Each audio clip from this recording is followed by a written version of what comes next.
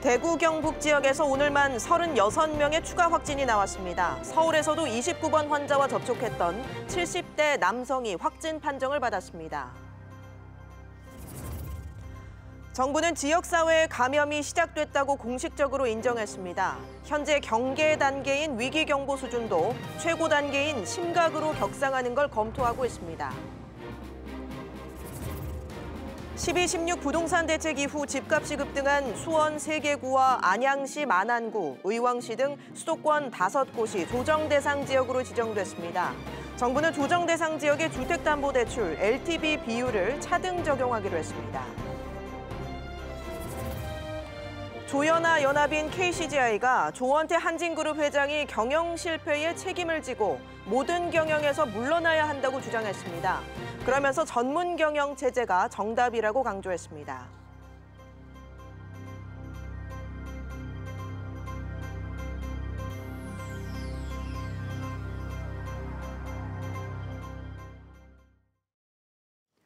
여러분 안녕하십니까? 2월 20일 비즈플러스 시작합니다. 지난해 12.16 부동산 대책 이후 수도권 주요 지역의 부동산 가격이 이상 과열 현상을 보였는데요. 오늘 정부가 이를 잡기 위한 대책을 내놓았습니다. 최근 집값이 크게 오른 수원 3개구 등 수도권 일부 지역을 조정대상 지역으로 추가 지정했는데요. 이 조정대상 지역의 대출 규제도 이전보다 강화됩니다. 취재 기자를 연결합니다. 정광윤 기자. 네, 정광윤입니다. 네, 규제 지역이 발표가 됐는데 당초 거론됐던 것들이죠? 네, 수원 영통구, 권선구, 장안구와 안양시 만안구, 의왕시 등 모두 5개 지역이 새로 조정 대상 지역에 포함됐습니다. 지난 12.16 부동산 대책 이후 해당 지역들의 아파트 값이 크게 상승했기 때문인데요. 최근 수원 권선구와 영통구 등은 한 주 만에 집값이 2% 넘게 오르기도 했습니다.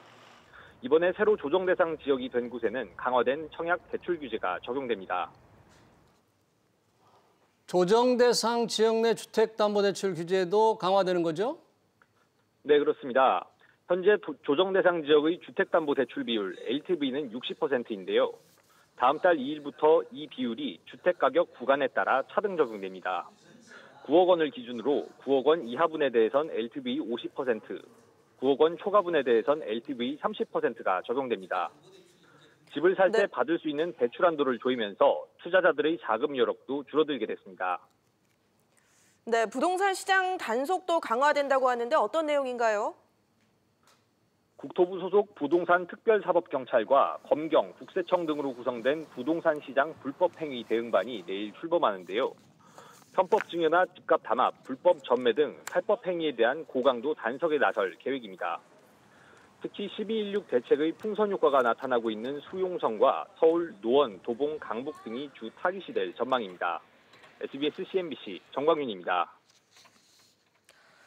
오늘 국회에서 정무위원회 업무보고가 진행됐습니다. 여야 의원들은 한 목소리로 라임 사태를 키운 건 금융당국이 제대로 관리 감독을 하지 못했기 때문이라고 질타했습니다. 자세한 내용은 취재기자 연결해 알아보겠습니다. 장지연 기자. 네, 장지연입니다. 네, 정치권에서 이번 라임 사태에 대한 금융감독 당국의 허술한 대응을 지적하고 있다고요? 네, 그렇습니다. 더불어민주당 유동수 의원은 금융감독원이 지난해 6월 라임 자산운용의 이상 징후를 인지하고 8월에 검사에 착수했는데 올해 2월이 돼서야 결과를 발표했다며 감독원이 선제적이고 적극적으로 조치를 취하기보다 관망하고 소극적으로 대처했다고 지적했습니다. 미래통합당 김종석 의원은 라임 자산운용을 꼴뚜기에 비유하며 라임은 포트폴리오 이론이나 재무관리의 기초조차 안 지켰다며 라임 사태는 사모펀드 규제를 풀어서가 아니라 제대로 감시 감독을 못했기 때문에 발생한 것이라고 말했습니다. 또 같은 당 김선동 의원은 금융위원회와 금감원이 서로 책임 떠넘기기에 급급하다며 금융위가 사모펀드의 규제를 너무 많이 풀었다는 주장도 나오고 금감원의 감독이 부실했다는 주장도 나온다고 질타했습니다.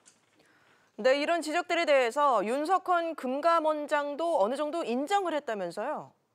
네, 윤석헌 금감원장은 DLF와 라임 사태가 불거진 것에 대해 국민께 송구하다고 밝혔는데요.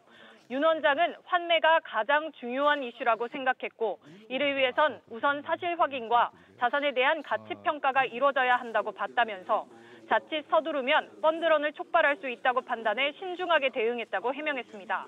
아울러 사모펀드는 자산운용의 자율성을 높인다는 취지가 있다며 때문에 공모펀드와 달리 금감원에 사후보고를 하게 돼 있는 데다 상품이 11,000여 개에 달해 문제 내용을 자세히 알기 어려웠다고 설명했습니다. 또 윤 원장은 라임 사태에 가장 책임이 큰 곳이 어디냐는 질문에 운용사라고 답변했습니다.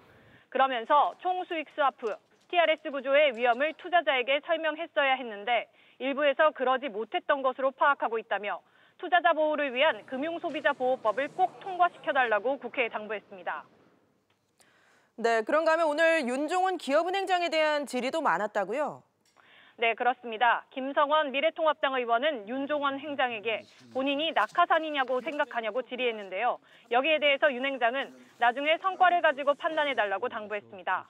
무소속 이태규 의원은 윤 행장에게 노조가 요구한 노동이사제 추진, 임금 피크 대상자 축소, 직무급 도입 포기를 받아들였는데 이게 공기업 개혁 방안과 맞냐고 질타했습니다. 한편 사무금융노조는 오늘 서울 종로구 정부 서울청사 앞에서 기자회견을 열고 라임 사태는 금융위원회의 정책 실패가 부른 참사라고 주장했습니다. SBS CNBC 장지연입니다. 영국과 미국 금리에 연동한 파생 결합 펀드인 영미 DLF의 예상 손실 규모가 원금의 절반에 이르는 것으로 나타났습니다. 독일 DLF는 우리은행에서 대규모 손실이 발생했다면 영미 DLF 상품은 하나은행이 손실 직격탄에 놓여 있습니다. 취재기자 연결합니다. 박규준 기자. 네, 박규준입니다. 영미 DLF 상품 손실 규모가 커지고 있죠? 네, 이 금융감독원은 오늘 국회에 업무 보고하면서 이 DLF의 최근 손실 현황도 공개했는데요. 이달 14일 기준 이 하나은행의 영미 DLF 상품은 이 잔액 2,643억 원 중 1,151억 원, 이 비율로는 43.5%가 떼일 것으로 전망됐습니다. 우리은행의 영국 DLF 상품 예상 손실률이 마이너스 5.6%인 것에 견져보면 이 하나은행이 8배 가까이 예상 손실폭이 큰 겁니다. 이 하나은행의 경우 우리은행과는 달리 영국뿐만 아니라 미국 이자율 수합 금리도 연계해서 이 손실률이 결정되는데 바로 이 미국 CMS 금리가 하락하고 있기 때문으로 보입니다. 네, 이미 손실이 확정된 고객에겐 은행들이 지금 배상을 해주고 있는데 하나은행 배상 속도가 굉장히 느리다면서요? 그렇습니다. 금감원에 따르면 DLF 손실 확정 고객 대비 이 배상금을 이미 받은 이 고객 비율은 우리은행이 79.7%인 반면 하나은행은 15%에 불과했습니다. 이미 계좌로 손실액 일부를 지급받은 고객이 우리은행은 10명 중 8명 꼴이라면 하나은행은 한두 명에 그친 겁니다. 구체적으로 우리은행은 DLF 손실 고객 661명 중 527명에게, 하나은행은 359명 중 54명에게 배상을 완료했습니다. 다만 하나은행은 이 배상금 지급은 안 됐지만 이 배상 비율이 확정된 고객 비율은 52.6%를 보였습니다. 네, 오늘 금융감독원이 국회 업무계획을 보고했는데 눈에 띄는 정책은 뭐가 있었나요? 네, 이 저금리와 주택시장 과열로 이 가계대출이 불어날 가능성이 있다고 보고 이 선제적으로 리스크를 관리하기로 했습니다. 금감원은 올해 이 가계대출과 자영업자 대출 증가율 목표치를 정하고 이를 어기는 금융사를 대상으로 이 경영진을 면담하고 현장 점검에 착수하기로 했습니다. 또 최근 급격히 늘고 있는 전세대출 관리 방안도 조만간 마련하기로 했습니다. SBS CNBC 박규준입니다. 자동차 보험과 실손보험에 이어서 종신보험 같은 생명보험료도 4월부터 오를 것으로 보입니다.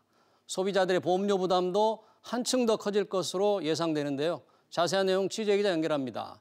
조슬기 기자, 생명보험료가 4월부터 오른다고요? 네, 그렇습니다. 오는 4월부터 생명보험에 가입할 때 보험료가 전보다 더 비싸집니다. 생명보험사들이 예정 이율을 지금보다 더 내릴 계획이기 때문인데요. 예정 이율은 보험사가 보험금을 굴려서 나중에 얻는 예상 수익률로 수익률을 내리게 되면 고객 입장에서는 보험료가 올라가게 됩니다. 당장 삼성생명과 한화생명이 4월 1일부터 예정 이율을 0.25%포인트 내리기로 했고 교보생명도 0.25%포인트 내리는 방안을 검토 중입니다.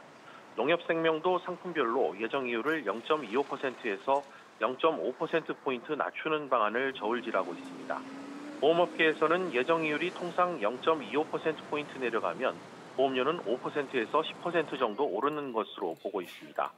이번 생명보험료 인상은 기존 가입자는 해당되지 않고 4월 신규 가입자부터 새로 적용됩니다.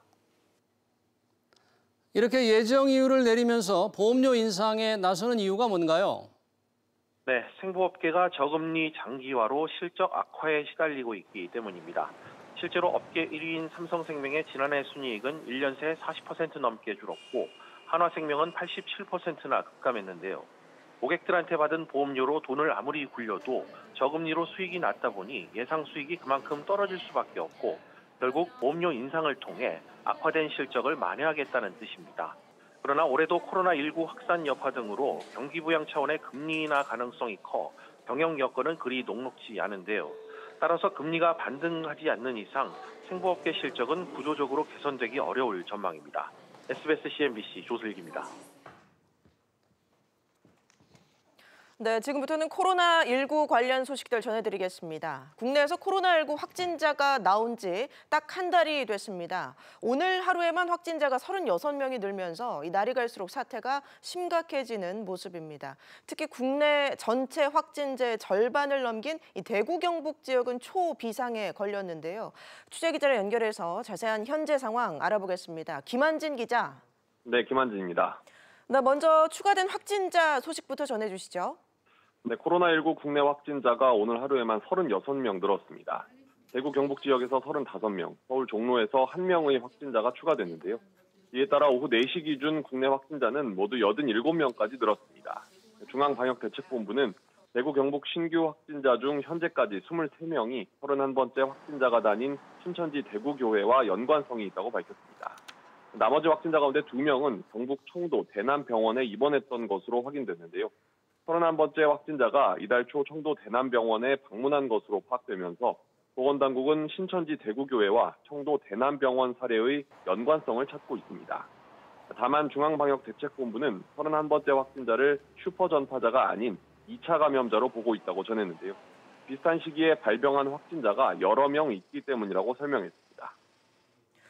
네, 지금 이 대구 경북 지역에 확진자가 몰려있는 가운데 서울에서도 확진자가 추가가 됐죠? 그렇습니다. 서울에서 가장 많은 확진자가 나온 종로구에서 확진자 1명이 추가됐는데요. 75살 한국인 남성으로 중국 여행 경험은 없지만 서울 종로 노인복지회관에서 29번째 확진자와 함께 식사를 했던 것으로 확인됐습니다. 한편 40번째 확진자가 이마트 성수점과 삼육 서울병원 장례식장 등을 방문한 것이 확인됐는데요. 이마트 성수점이 오후부터 휴점에 들어갔습니다. 현재 의심 증상을 보여 검사 중인 환자가 어제보다 480여 명 넘게 늘면서 추가 확진자가 나올 가능성은 더 높아졌습니다. SBS CNBC 김한진입니다. 네, 이렇게 대구와 경북 지역의 확진자가 크게 늘면서 지역 감염과 함께 이른바 슈퍼 전파가 시작된 것 아니냐 이런 얘기가 나오고 있습니다. 이한나 기자와 함께 이 부분 자세히 짚어보겠습니다. 이 기자, 이 대구와 경북 지역에 지금 확진자가 몰리고 있습니다. 상당수가 교회에서 전파된 것으로 보이죠?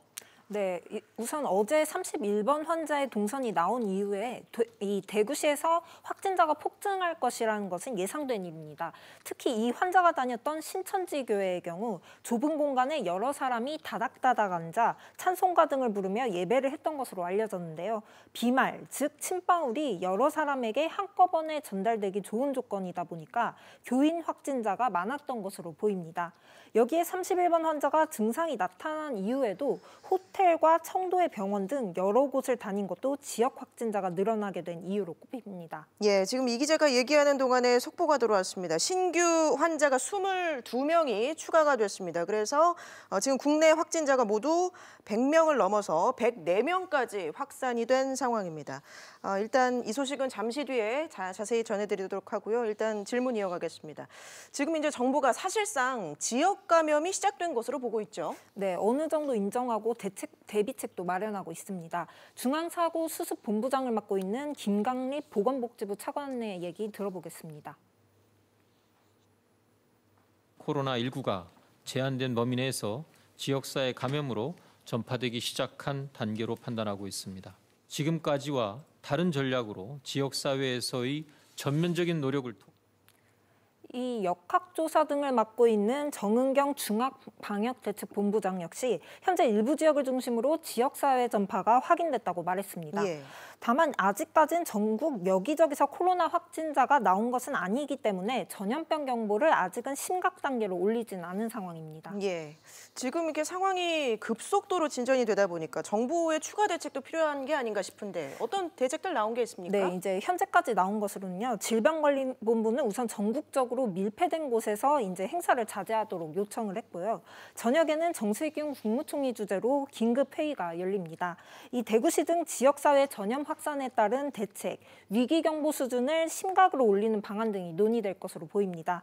이 대구의 상황이 심각하기 때문에 즉각 대응팀이 24명이 대구로 파견돼 대응 중이고요. 대구시는 자체적으로 이 선별진료소를 늘려 대책 마련에 나서고 있습니다. 예, 알겠습니다. 이한나 기자 얘기 잘 들었습니다.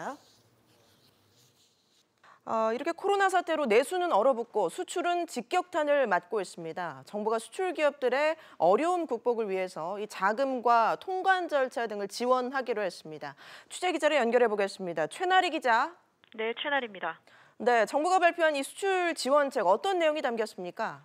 네, 정부는 정세균 국무총리 주재로 확대 무역 전략 조정 회의를 열고 수출 지원 대책을 발표했습니다. 우선 무역금융 규모를 원래 계획보다 3조 1천억 원만은 260조 3천억 원으로 확대했습니다. 특히 중소중견기업의 역대 최대인 105조 원이 공급됩니다. 또 한국과 중국 간 물류 통관을 신속하게 지원하는 동시에 중국 현지 공장의 조업 재개를 위한 노력을 강화할 방침입니다. 통관 절차를 간소화하고 항공운송 시 관세 부과 특례를 적용하는 한편 국내 수출입 기업과 현지 물류 현황을 실시간으로 공유하도록 하겠습니다. 네, 올해 초에 들어서 그나마 수출 회복이 좀 기대가 됐었는데 이번에 코로나19 사태가 지금 확산이 되면서 어려운 이 수출 상황이 예상이 되고 있죠. 이달 들어 하루 평균 수출액이 평년 수준에 못 미치는 것으로 나타났습니다. 산업부에 따르면 이달 1일부터 10일까지 하루 평균 수출액은 15억 3천만 달러로 지난해 같은 기간보다 3.2% 줄었습니다. 중국 시장은 우리 총 수출의 4분의 1 이상을 차지하는데요. 같은 기간 대중 수출도 3억 6천만 달러로 22.2% 급감했습니다. 코로나19 충격이 본격 방영되면 상황은 더 어려워질 전망입니다.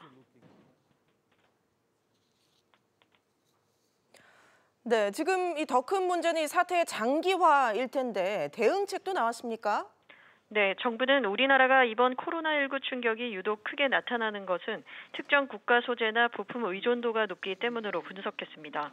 이를 개선하기 위해 해외 진출 기업이 국내로 복귀하는 유턴 기업에 대한 지원을 확대하기로 했습니다. 또 공급망 안전성 확보를 위해 반도체, 디스플레이, 자동차 등 6대 분야 품목과 주요 국가 공급망 분석을 통해 위기경보 대응 시스템을 가동합니다.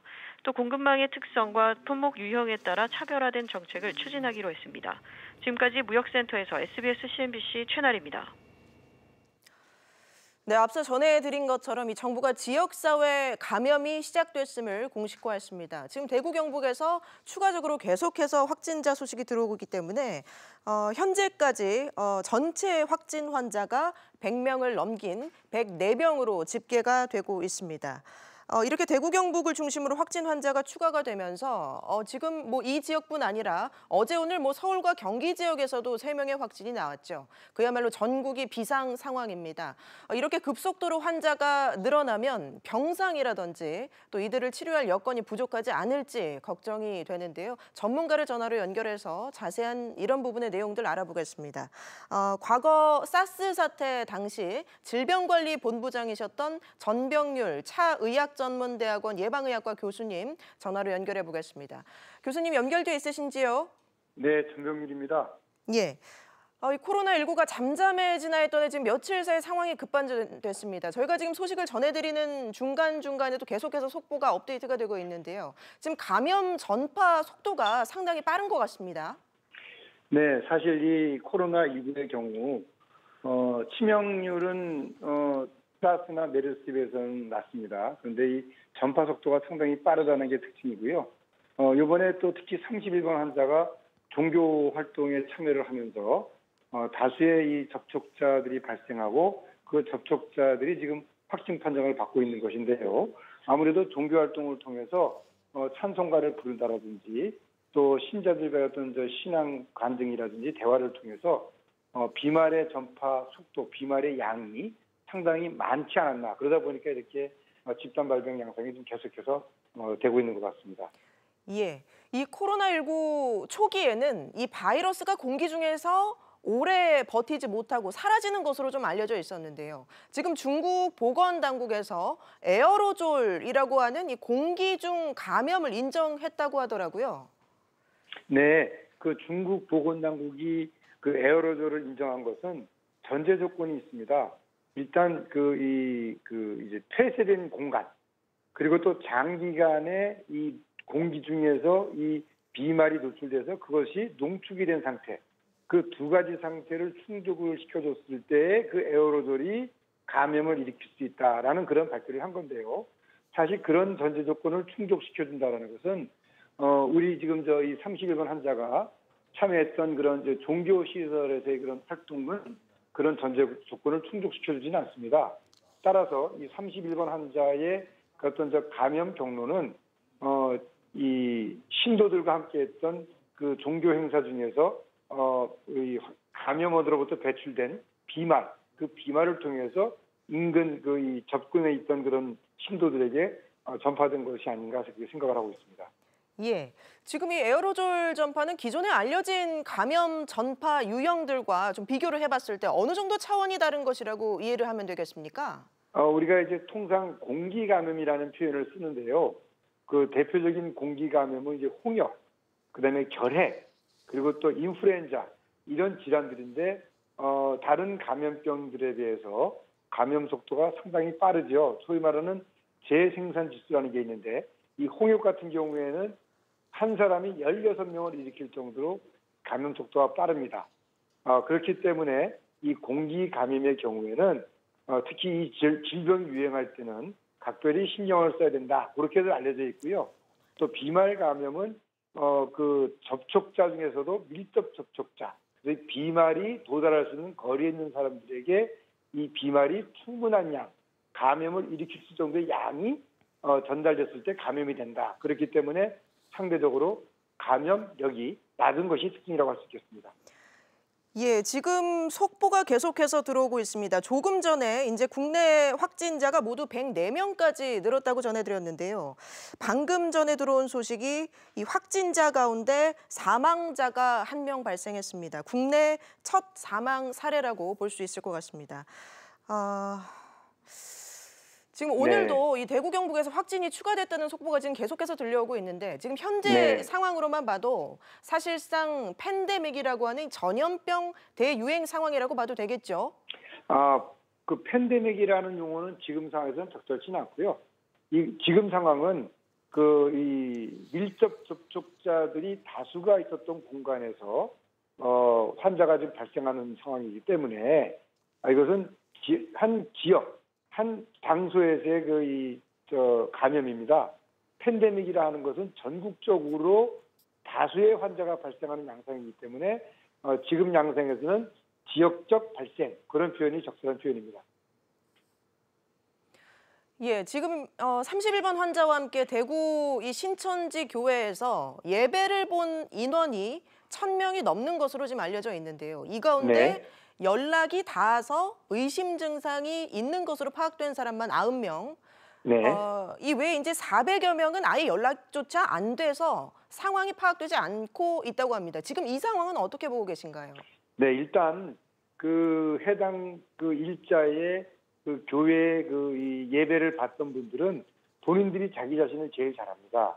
그래서 그분들이 자발적으로 보건기관에 신고를 해서 보건기관으로부터 엄격히 통제를 받는 가운데서 이 질병의 그 발생 여부가 확인이 돼야 됩니다.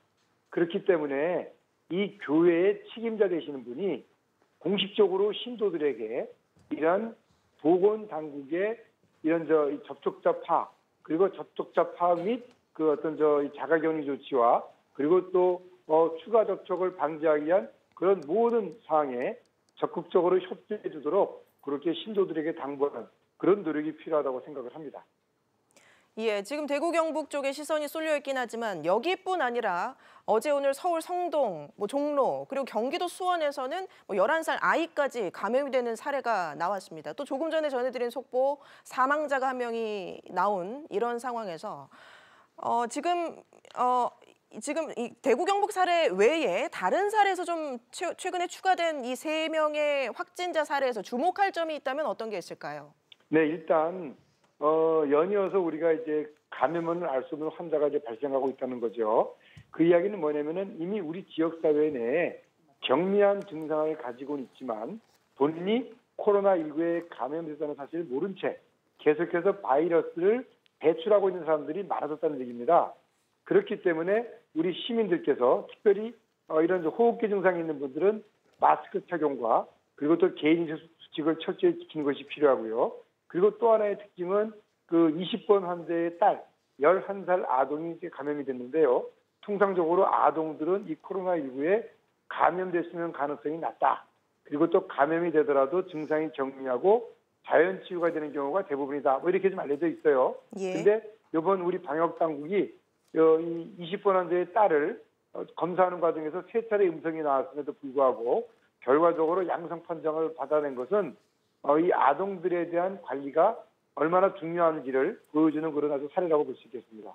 예, 확진 환자 가운데 4명이 산소 치료를 받고 있다고 전해졌는데 조금 전에 전해진 이 사망자 1명이 여기 포함이 되는지는 아직 모르겠습니다. 지금 이들 지금 4명으로 일단 말씀을 드리면 위중한 상태인 건가요?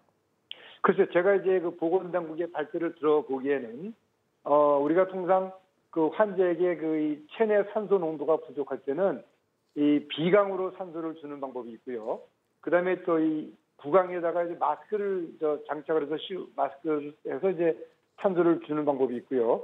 그다음에 기관지 삽관을 해가지고 인공호흡기를 통해서 산소를 주는 방법이 있습니다. 그런데 인공호흡기를 장착하지 않고 산소 마스크로 산소를 제공했다는 얘기는 폐렴 증상이 그렇게 심하지 않은, 즉 체내에 충분한 산소를 스스로가 마스크를 통해서 공급받을 수 있을 정도의 상황이라는 것을 의미하기 때문에 이들 4명의 환자가 임상적으로 그렇게 중한 상태는 아니었을 것이다라는 생각을 가져보는데요. 사망 환자가 어떤 분이었는지 이런 것들은 이제 보건당국의 최종 발표를 들어봐야지만이 알 수가 있을 것 같습니다. 현재까지는 입원 치료 중인 환자들이 대부분 양호했다. 그리고 단지 4명만이 산소 마스크를 착용을 하고 산소를 제공받았다. 그 정도면 상당히 환자들의 상태가 전반적으로 양호했다라는 걸 의미합니다. 예, 지금 확진 환자뿐 아니라 진단이 필요한 사람들도 급증을 하고 있는 상황이기 때문에 의료시설이 진단이나 이 치료를 제대로 할 수 있는 상황인가 하는 문제도 있거든요. 네, 이제 환자분들이 이제 이 코로나19에 대한 그 불안감을 갖게 되면서 일시에 이제 선별 진료소나 또 이러한 이 질환들을 진단할 수 있는 기관으로 이제 몰리게 되는데요. 사실 이제 지금 이렇게 31번 환자에서 많은 환자가 발생했습니다만 그렇다고 해서 전국적으로 또는 어떤 특정 지역의 전역에 이 코로나19 환자가 발생하는 그런 그 현상은 아닙니다. 그렇기 때문에 우리 시민들께서 우선 병원을 방문하기 전에 앞서서 인근 보건기관 또는 1339를 통해서 안내를 받고 그리고 또 의료기관을 이용하더라도 무작정 병원에 가서 진료를 요청하기보다는 병원에 진입하기 전에 특히 이제 호흡기 증상이 있는 경우에는 안내를 받고 다른 환자와 동선이 겹치지 않는 그런 상황에서 진료를 받는 것이 중요하다고 할 수 있겠습니다. 예. 정부가 지금 지역사회 감염이 시작됐다고 공식화를 했고요. 지금 상황을 보면 이 위기 단계의 격상 여부를 검토할 그런 계획이 지금 위기경보 수준을 격상할 지금 계획이라고 밝혔는데 지금 경계 단계입니다. 최고 단계인 심각 단계로 올려야 하지 않을까 이런 생각이 들거든요. 이런 주장들도 많이 나오고 있습니다. 교수님 의견은 어떠십니까? 네, 사실 이 코로나19라는 그 질병 자체가 치료제도 없고 백신도 없고 또 그리고 중국에서의 폭발적인 환자 발생과 사망자를 양산하는 현 상황에서 우리의 또 이런 집단 발병 양상은 우리 위기 전환 단계를 현재의 경계 단계에서 심각 단계로 상향 조정돼야 될 필요성을 주는 그러한 시점이라고 생각을 합니다. 2009년도 신종플루의 경우에는 5월 1일 날 첫 환자가 발생을 해서 죄송합니다. 5월 1일 날 첫 환자가 발생을 해서 11월 3일 날 심각 단계를 가동을 했습니다. 그 당시에는 전국적인 환자 발생 상황에서 이제 심각 단계를 발행한 것인데요. 그때는 이제 치료제도 있고 백신도 있었기 때문에 그런 조치들이 가능했습니다만 지금 현 상황에서는 비록 전국적인 환자 발생 양상은 아니더라도 이렇게 일시에 많은 환자가 발생하는 점을 감안했을 때는 정부 당국이 신속하게 위기 단계를 상향 조정할 필요가 있다고 생각합니다. 예, 알겠습니다. 지금까지 들어온 속보 다시 한번 전해드리면 국내 확진자가 모두 104명까지 늘었고 사망자 1명이 처음으로 나왔습니다. 교수님 말씀을 여기까지 듣도록 하겠습니다. 지금까지 전병률 의과대학교 보건산업대학원장과 말씀 나눠봤습니다. 고맙습니다.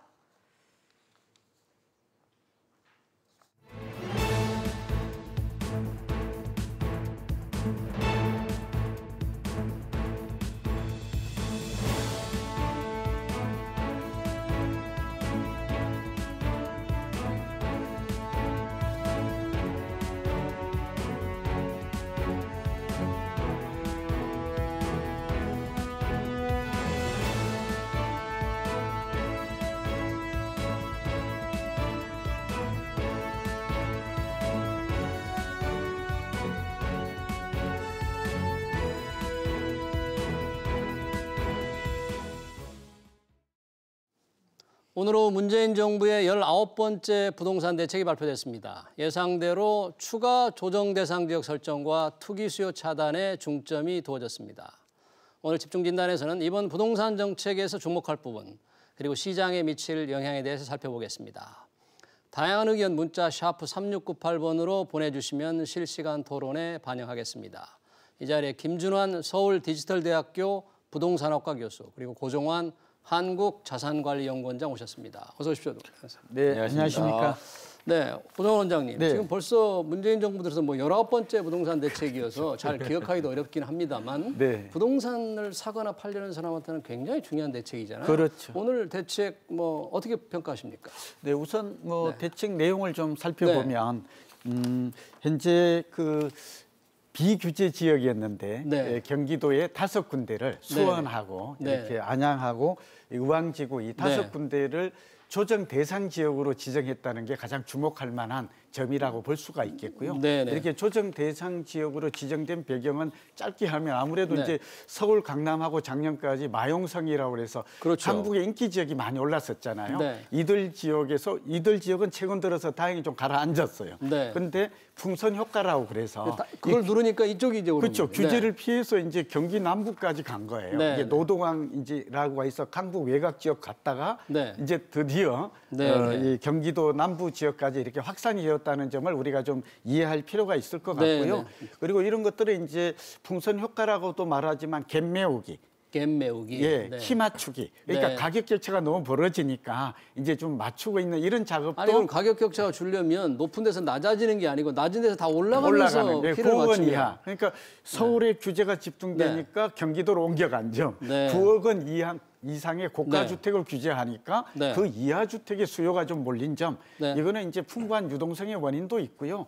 또 하나는 규제를 피해서 반사이익을 찾은 것도 있고 서울의 30, 40대가 이제 서울의 집값이 비싸니까 집을 못 사니까 경기도로 옮겨간 이런 원인이 있고 평가를 해보면 두 가지를 좀 짧게 하겠습니다. 시간이 제있어서 하나는 사실은 좀 이런 대책이 선제적으로 이 설 명절 이후에 좀 나왔으면 어땠을까? 좀 늦었다 그런 건가요? 저는 골든타임을 좀 놓친 점이 있다. 왜 늦췄을까요?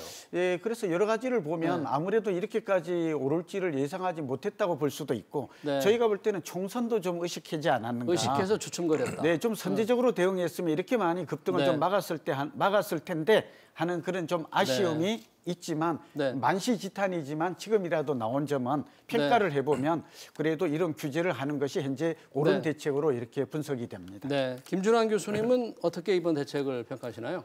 이번 대책은 특별한 게 없다고 보고요. 네. 지금 정부가 얼마 전에 내놓은 대책이 이제 지역만 옮겨서 하는 겁니다. 네. 결국 이제 정부의 이번 문재인 정부의 정책을 보면 일단 거래를 규제를 합니다. 네. 그래서 시장에 이제 기존 재고주택의 공급량을 줄어들기 때문에 네. 또 양도세 부담이 굉장히 크죠. 그렇죠.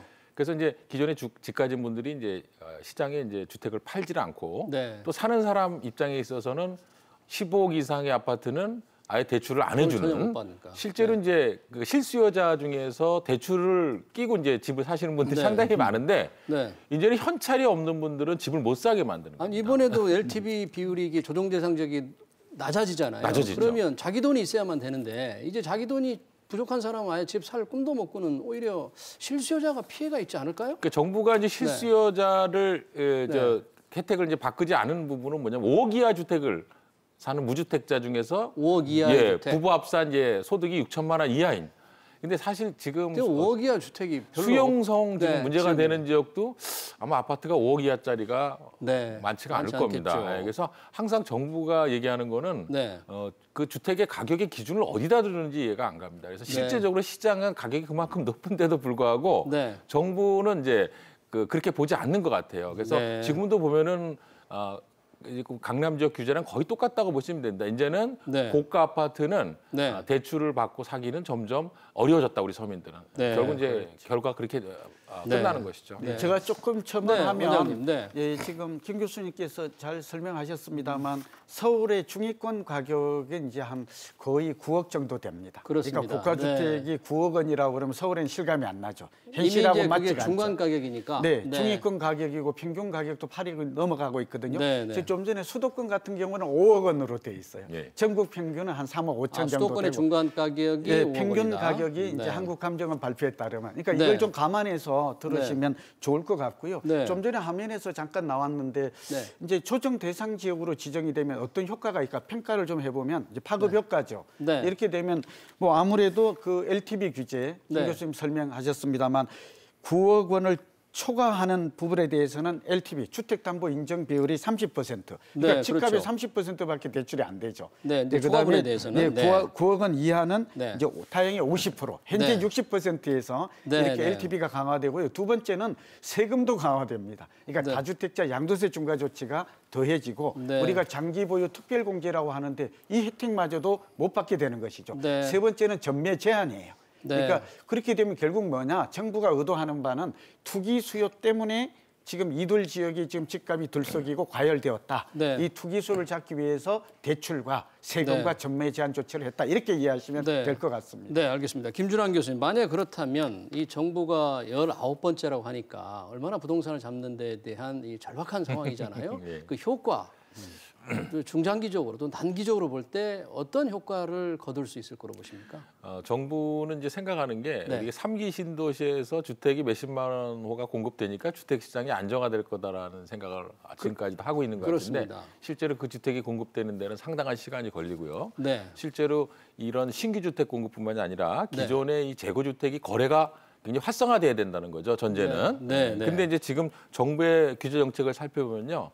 집 가진 사람이 팔지도 못하게 하고 네. 새로 집을 사겠다는 분들은 대출을 규제하니까 사지도 못하게 하고. 사실 그 보여- 12, 16 대책 위에 서울의 거래량이 굉장히 줄은 걸로 그렇죠. 나왔어요. 예. 네. 그러니까 사지도 못하게 하고 팔지도 못하게 네. 하니까 결국은 어떻게 됩니까? 사고 싶은 사람들이 이제 애간장이 타는 거죠. 네, 굉장히 불안한 거예요. 내가 이거 네. 아니면 집을 못 사겠다. 그래서 네.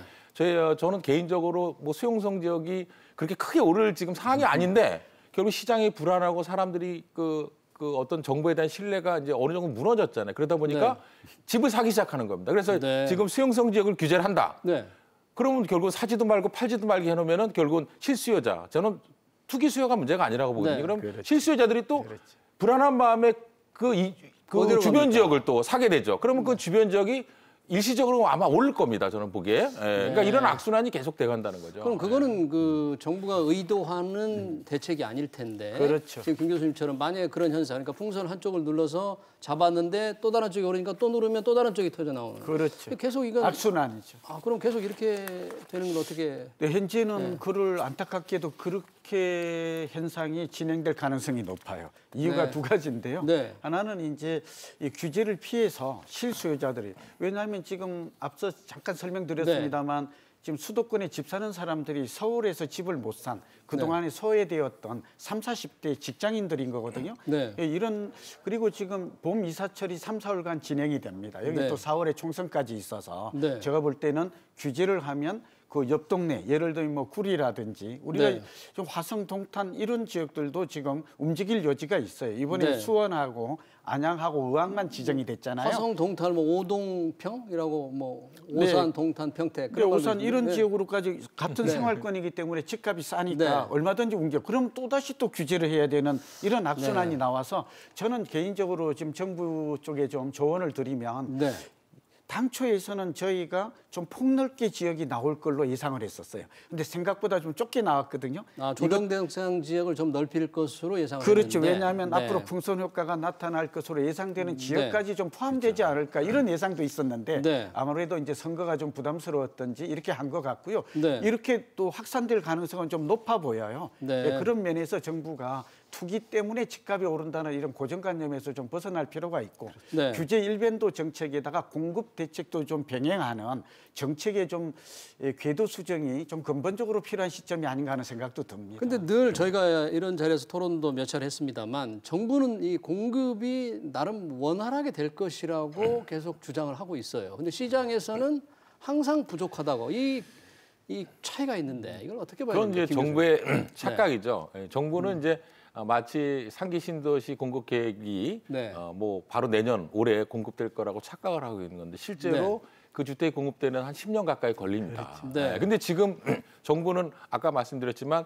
집을 팔지도 사지도 못하게 만들어 놓으니까 네. 결국 이제 불안한 겁니다, 사람들이. 네. 예, 그러니까 결국 기존에 집을 갖고 있는 분들이 시장에 이렇게 자꾸 공급을 하고 기존 주택을 팔아야 되는데 네. 지금 시장이 꽉 막혀 있는 상황이니까 네. 그리고 또 대출까지 규제를 하니까 결국은 그분들이 어떻게 되냐면 규제가 없는 지역에 내가 빨리 대출을 더 받아서라도 빨리 내 집을 가져야겠다 이런 생각이 이제 확산이 돼가는 거예요. 네. 그러니까 이제 시장이 어떻게 지금 정부가 얘기하는 대로 네. 투기 수요가 이 가격으로 저는 움직인다고 생각하지 않거든요. 상당 부분 실수요자들이 불안감들이 근데 정부는 네. 투기 수요가 있을 것이다. 그리고 많을 것이다. 그게 가격을 올릴 것이다라고 생각하거든요. 근데 정부가 지금 얘기하는 그런 어떤 그 투기 수요에 대한 데이터가 명백하게 저는 제시하는 걸 못 봤어요. 객관적이죠. 그렇죠. 전체적인 지금 수요자 중에서 몇 프로 정도가 투기 수요가 돼서 이 사람들이 집값을 올리고 있다라고 이렇게 얘기를 안 했고 제가 보기에는 오히려 투기 수요보다는 실수요자들이 지금 시장을 움직인다는데 큰 문제가 있는 겁니다. 예, 저도 좀 네. 첨언하면 네. 이게 이제 정부가 계속해서 정책이 좀 실패로 끝나는 성공적이지 못한 근본 이유인데요. 네. 질문의 요지도 그렇고 공급이 충분한가 과잉인가의 여부는 우리가 부동산 경제학에서는 지표를 보면 쉽게 알 수 있습니다. 어떤 지표를? 예, 첫째는 주택 보급률 지표예요. 네. 예, 이게 이제 전국적으로는 103입니다만 네. 서울이 97%가 아직 안 되고 있거든요. 네, 네. 그리고 이제 수도권 같은 데도 이제 100에 좀 미달이에요. 네. 예, 이런 걸 본다면 그리고 두 번째는 인구 1000명당 주택 수도 있고요. 우리가 네. 시청자분들께 이해를 좀 쉽게 하면 사실은 지금 우리는 매매 가격을 얘기하고 있지만 네. 전세 가격도 오르고 있다는 점을 주시하고 주목해야 돼요. 네. 그러니까 전세는 오직 수요 공급에 의해서 가격이 결정되는데 그렇죠. 사실은 이 김 교수님 말씀하신 대로 조급증, 젊은이들이 왜 집을 사는가 불안 심리에서 촉발이 됩니다. 네. 뭘까요? 전세 오르죠. 서울의 집값 많이 올랐죠. 네. 그러다 보니까 지금 집을 안 사면 이제 난 영 소외되는 게 아닌가. 상대적 박탈감 때문인 거거든요. 그러니까 네. 지금 해야 할 일은 네. 뭐 공급이 충분하냐 안 하냐 이렇게 불필요한 논쟁보다도 젊은 사람들이 내 집 마련할 수 있는 기회를 중장기적으로 정부가 공급 계획을 제시하는 것입니다. 로드맵을. 네. 지금 전세값이 오르고 있어서 집 사는 사람을 보고 자꾸 투기 때문에 한다고 그러면 네. 이는 좀 어불성설이 아닐까 봅니다. 네, 그렇다면 제가 두 분께 이제 네. 짧게 여쭤보겠습니다. 마지막으로 이런 정부 정책이 오늘도 나왔고 또 앞으로 또 다른 지역에 오르면 또 나올 텐데 곧 나올 것 같아요. 또 나올 것 같습니다. 네, 20번째 연간 전체적으로 중장기적으로 보면 서울이나 전국의 집값의 방향 횡보를 할 것이냐, 우상향을 할 것이냐, 우하향을 할 것이냐 두 분이 네. 어떻게 전망을 하시고 또 실수요자들은 그런 무주택자들은 어떻게 해야 되는지. 네, 부탁합니다. 그렇죠. 원장님. 저는 네, 이 부동산 경기를 예측하는 일은 쉽지만은 않지만 네. 예측 가능한 기법들이 어느 정도 학술적으로는 우리가 발명이 되어 네. 있습니다. 연구가 되어 있고요. 가장 첫 번째 좀 꼽을 수 있게 저는 한 10년 주기설을 좀 주장하는데요. 네. 집값이 오르면 4, 5년 하향 안정되는 사이클이 발견이 됩니다. 우리 네. 김 교수님과 많이 얘기 나누었습니다. 이걸 보면 지금은 집값이 2013년 내지 14년부터 올랐으니까 6년째 오르고 있는 네. 것이에요. 그러니까 고점 내지는 변곡점이 되었다. 그래서 오늘 좀 꼭 드리고 싶은 말씀이 실수요자마저도 수용성이 지금 오르고 있어서 오늘 조정 대상 지역으로 지정이 됐습니다만 지금 집을 산다면 많은 수익을 기대하기보다는 리스크도 올라간다는 말을 꼭 하고 싶고요. 두 번째는 방법이 있습니다. 그럼 포기하라는 게 아니라 앞으로 2030년까지는 집값이 오를 확률이 높아요. 서울과 수도권은. 장기적으로? 인구 증가, 소득 증가, 인프라가 계속 교통혁명이 일어나거든요. 그러면 저는 상지 신도시를 포함해서 청약 통장을 이용해서 좀 신규 분양을 받는 이런 방법은 놓치지 말고 차분하게 내 집 마련 계획을 세우는 게 거기에 주목해서 내 집 마련한다면 아주 효과적이고 경제적인 방법이 아닐까 생각합니다. 알겠습니다. 김준환 교수님도 좀 짧게 부탁드립니다. 지금 서울 집값이 뭐 하락하고 있다라고 얘기하는 전문가는 좀 믿지 않습니다. 서울은 지금 어디로 튈지 모르는 상황이고요. 그것이 자꾸 주변 지역으로 간다는 겁니다. 강남은 그래도 좀 낮아지는데. 그게 가격이 떨어졌다고 얘기하기 좀 어렵고요. 그렇다면 이제 가장 중요한 것은 이것이 우리 원장님 말씀하신 대로 계속 주변 지역으로 확산돼서 뭐 동탄 여기까지 간다면 사실 집값이 지금 오르지 않을 지역들이 오르고 있다는 게 문제가 되는 거고요. 정부가 말하는 투기 수요가 아니다는 것은 수원 지역 지금 최근에 분양한 아파트 중에서 1순위에서 145대 1입니다. 이거는 실수요자들이 움직이고 있다는 거예요. 청약 통장을 가지고. 그래서 저는 제가 보기에는 정부가 이제는 억누르는 이런 규제 정책에서 좀 벗어나서 시장에 이제 기존 재고주택을 보유하고 있는 분들이 자유롭게 시장에서 매매를 할 수 있는 이런 정책을 좀 필 때가 되지 않았나 이렇게 생각을 합니다. 수요자 맞추면 이런 대책이 나왔기를 좀 희망합니다. 알겠습니다. 시간 관계상 뭐 더 듣고 싶지만 여기서 마치겠습니다. 고정환 원장님 그리고 김준환 교수님 고맙습니다. 감사합니다. 감사합니다.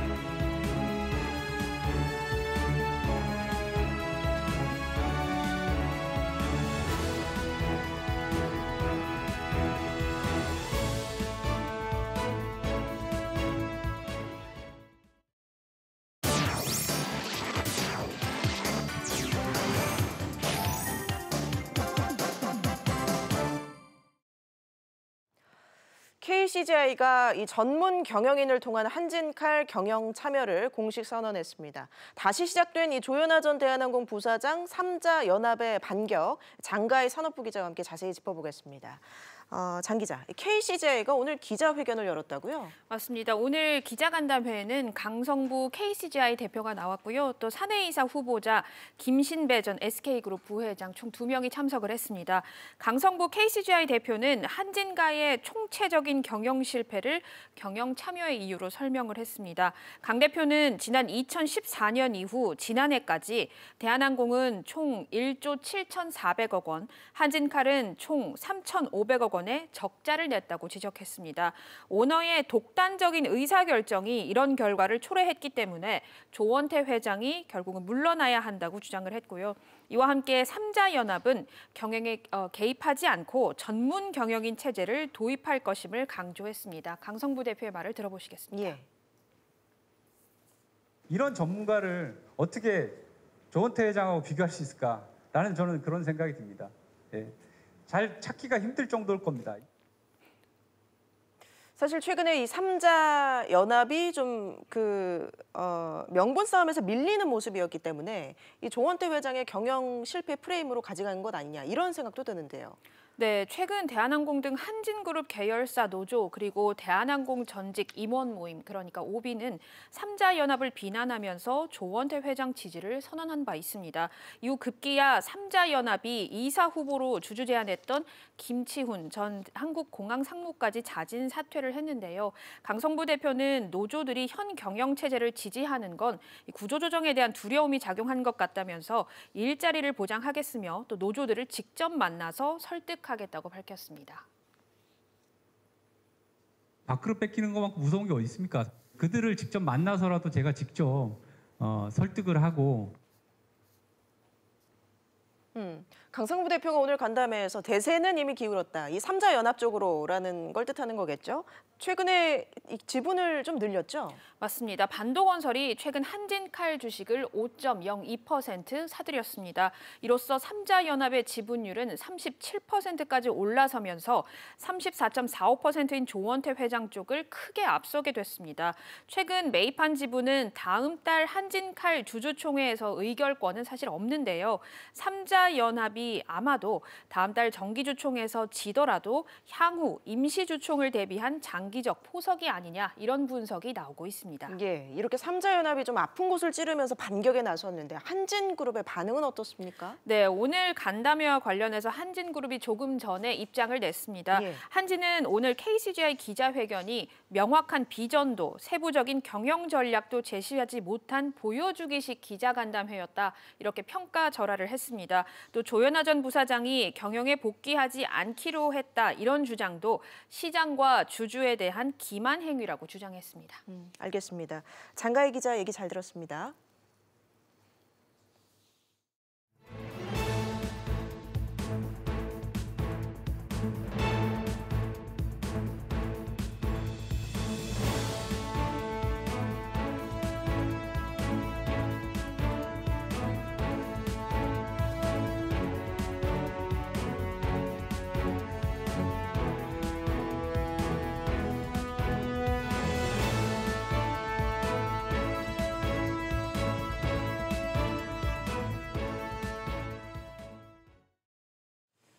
문재인 정부 들어 19번째 부동산 대책이 나왔습니다.